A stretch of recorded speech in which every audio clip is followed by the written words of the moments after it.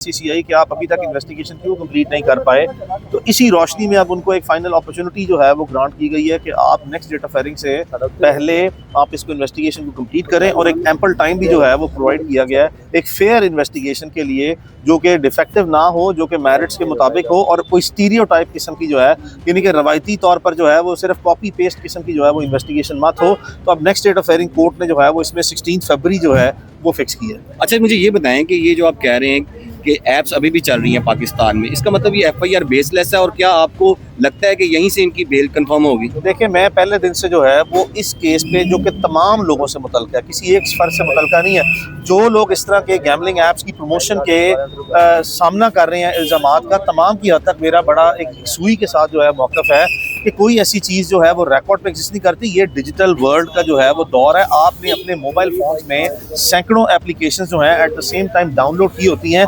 जिसके थ्रू आप डिफरेंट किस्म की जो है वो एक्टिविटीज़ जो है वो परफॉर्म करते हैं। अब कौन सी ऐप जो है वो किस मुल्क में इनोवेट हुई है, उसके सब्सक्राइबर जो है वो पूरी दुनिया में है, ये इंटरनेशनल ग्लोबल प्लेटफॉर्म होते हैं।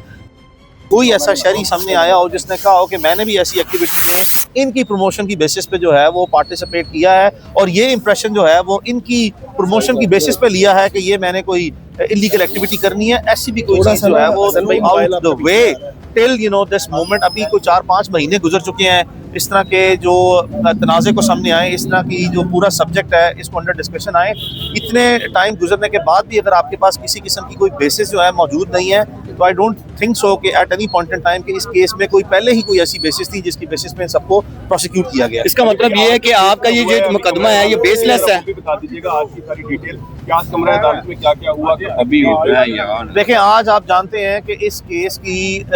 हम इससे पहले जो है वो अपेयर हो कि हमने बेल ली, जिस पे एक डेट ऑफ हेयरिंग आई। उस डेट ऑफ हेयरिंग पे हमें बताया गया कि यहाँ पे इन्वेस्टिगेशन ऑफिसर जो है वो अपेयर नहीं हुए, उनकी कोई फैमिली जो है कमिटमेंट या एंगेजमेंट थी, जिसके बाद आज फिर आप देखते हैं कि इन्वेस्टिगेशन ऑफिसर जो है उनकी तरफ से रिकॉर्ड जो है वो अदालत में सिर्फ NCCA की तरफ से भिजवाया गया कि ये इन्वेस्टिगेशन अभी इनकम्प्लीट है और इसमें हमारे से मुतल्लिका जो है वो अदालत में सबमिशन दी गई। तो अदालत ने ऑब्वियसली जो है वो एक अपना व्यू भी जो है वो लिया टूवर्ड्स दी NCCI कि आप अभी तक इन्वेस्टिगेशन क्यों कंप्लीट नहीं कर पाए। तो इसी रोशनी में अब उनको एक फाइनल अपॉर्चुनिटी जो है वो ग्रांट की गई है कि आप नेक्स्ट डेट ऑफ हेयरिंग से पहले आप इसको इन्वेस्टिगेशन को कंप्लीट करें और एक एम्पल टाइम भी जो है वो प्रोवाइड किया गया है एक फेयर इन्वेस्टिगेशन के लिए, जो कि डिफेक्टिव ना हो, जो कि मेरिट्स के मुताबिक हो और कोई स्टीरियोटाइप किस्म की जो है यानी कि रवायती तौर पर जो है वो सिर्फ कॉपी पेस्ट किस्म की जो है वो इन्वेस्टिगेशन मत हो। तो अब next date of hearing court ने जो है वो इसमें 16 फरवरी जो है वो फिक्स की है। अच्छा, मुझे ये बताएं कि ये जो आप कह रहे हैं कि ऐप्स अभी भी चल रही हैं पाकिस्तान में, इसका मतलब ये एफआईआर बेसलेस है और क्या आपको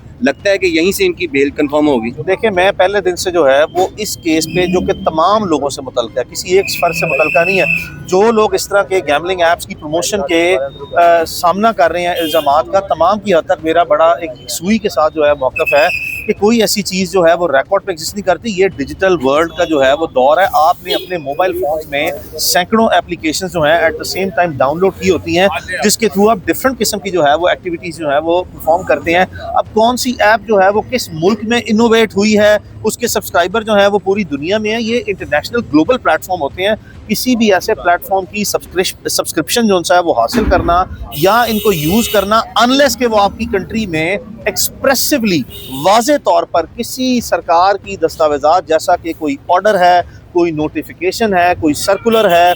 या डायरेक्टिव है, कोई ऐसा डॉक्यूमेंट जब एग्जिस्ट ना करता हो जिसकी बेसिस पे जो है वो इस तरह की एक्टिविटी को एक्सप्रेसिवली जो है वो बार ना किया हो थ्रू सच ऐप्स। यानी कि ये ऐप्स के नाम लिख के मुझे कोई शख्स बता दे आपने से कि आपने सारों ने इतनी जर्नलिस्टिक इन्वेस्टिगेशन की है, कौन सा ऐसा ऑर्डर है, कौन सा ऐसा नोटिफिकेशन है जो आपने देखा जिसमें इन्हीं ऐप्स का नाम लिख के कहा हुआ है कि पाकिस्तान में ये बैंड ऐप्स हैं और ये गैमलिंग प्रमोट करती हैं, या इसका कोई पाकिस्तान भर से आज तक 4-5 महीने में कोई एक मुतासिर फरीक जो है या मुतासिर फ़र्द सामने आया हो जिसने कहा हो कि मैंने ये इन लोगों की प्रमोशन की बेसिस पे इससे मुतासिर होकर जो है वो इस एक्टिविटी में पार्टिसिपेट किया। तो इस तरह की सर्कमस्टेंसेस में या सिचुएशंस में ये चीज़ जो है वो कॉम्प्रिहेंसिवली बेसलेस। सर, ये बता दें कि कराची के जो इस वक्त मुकदमात का फेस कर रहे हैं रजब भट्ट, इससे पहले भी लाहौर में भी इस तरह की दरख्वास्तें दी गई, उसके बाद उन्होंने एक बाकायदा उलमा को बुलाकर इस चीज़ से माफ़ी मांग ली और उसी बुनियाद पे एक मुकदमा दर्ज किया गया है। उस मुकदमे का क्या स्टेटस है? आप अपना सब्जेक्ट चेंज करके आज के मुकदमे में किसी दीगर मुकदमे में चले गए हैं जिसकी आपके सामने FIR जो है वो इल्ज़ामात की नोयत नहीं है। मैं लेकिन फिर भी आपको वाज़ेह कर दूँ,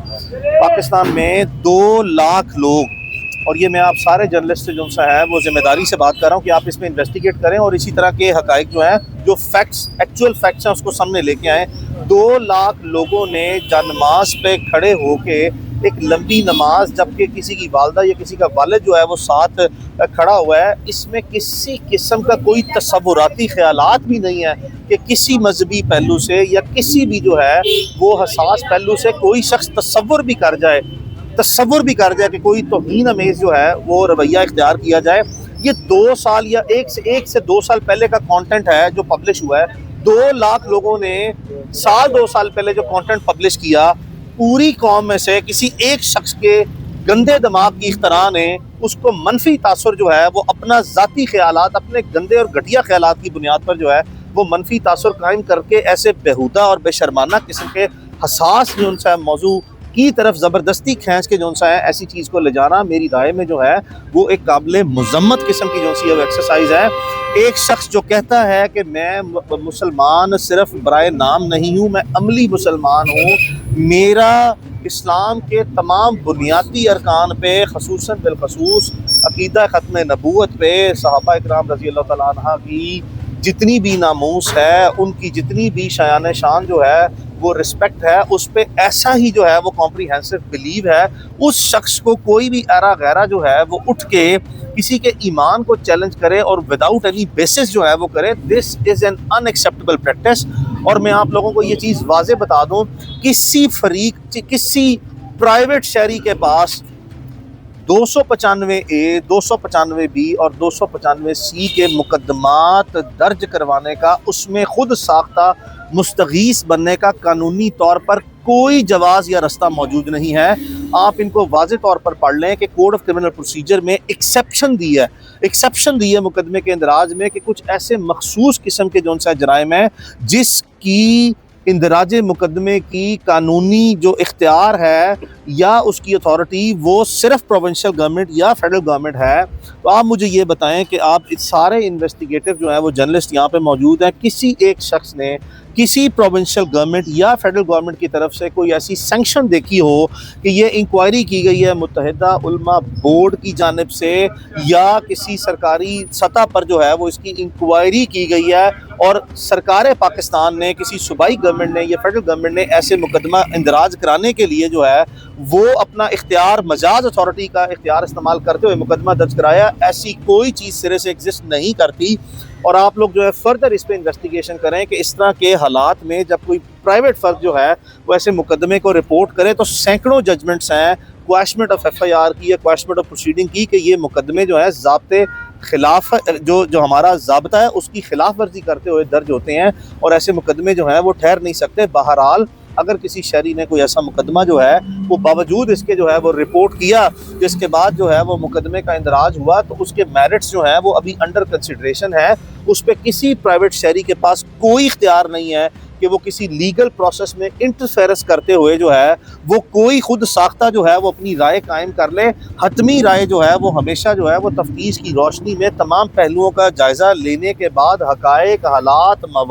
मवाद, कानून, ज़ाब्ता और जो इस पे असूली तौर पर फैसले आ चुके हैं उनकी रोशनी में ये बताएंगे इसमें फिर पुलिस कहाँ पे खड़ी है जिन्होंने इतना बड़ा इकदाम कर दिया, FIR दर्ज कर दी, तो क्या आप FIR अखराज की तरफ भी जाएंगे या सिर्फ अभी अबूरी जमानत को लेके ही चलते? I think it's a very fair question कि ये हमें पोस्ट ऑफिस प्रोसीडिंग जो है, स्टीरियोटाइप जो है, सेरेमोनियल प्रोसीडिंग जो है वो नहीं करनी चाहिए। और आप लोग जानते हैं कि पुलिस का सिर्फ इस मुकदमे जिसमें आपने निशानदेही की इसमें नहीं, सैकड़ों मुकदमात में जो सा है वो बहुत सी ऐसी जो है वो मिस यूज़ ऑफ अथॉरिटीज़ या अब्यूज़ ऑफ अथॉरिटीज़ जो हैं वो हाईलाइट होती हैं और यही वो मामलात हैं जो हमारी अदालतों में रूटीनली जो है वो असूल सेटल होते हुए या आपको अमूमी तौर पर जो है वो अदालतों में ही इनकी जो है वो तसीह होती हुई नज़र आती है। तो इंशाल्लाह बारिक व तआला ये वो मुकदमात हैं जिनका हम वाज़े तौर पर जो है वो कानून के सामने अपने आप को सरे खम करके जो है वो सरेंडर किया हुआ है, तफ्तीश को ज्वाइन किया हुआ है। सामना कर रहे हैं। आगे तफ्तीशी अमल आगे बढ़ने की बुनियाद पर जो भी इसके